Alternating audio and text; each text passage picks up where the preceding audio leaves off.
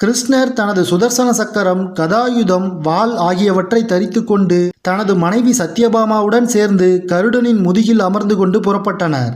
நரகாசுரன் தனது மகன் என்றும் தான் பூமாதேவியின் அவதாரம் என்றும் அறியாத சத்யபாமா நாரதரின் வேண்டுகோளின்படி ஸ்ரீ கிருஷ்ணரோடு புறப்பட்டாள். அலகாபுரி மணிமண்டபத்தின் வாயிலை அடைந்த ஸ்ரீ கிருஷ்ணர் 1,00,000க்கும் மேற்பட்ட யானை படைகளையும், குதிரை படைகளையும், தானவ படைகளையும் காண்கின்றார். ஸ்ரீ கிருஷ்ணர் பிறை வடிவம் கொண்ட அர்த்தச்சந்திர பானத்தை ராட்சச படை வீரர்களை நோக்கி எய்தார். இதை கண்ட தானவர்களின் படை முழுவதும் ஸ்ரீ கிருஷ்ணரை சூழ மோகனா அஸ்திரத்தை கொண்டு தானவ படைகளை மயக்கமடைய செய்தார் ஸ்ரீ கிருஷ்ணர். அச்சத்தால் நிறைந்த மீதமிருந்த தானவ படை போர்க்களத்தை விட்டு ஓடியது. 1000 வருடம் தேவர்களுடன் போரிட்ட நிசுந்தனின் தானவ படை தோல்வியை கண்டது. அலகாபுரியின் பாதுகாவலன் நிசுந்தனும் கொல்லப்பட்டான்.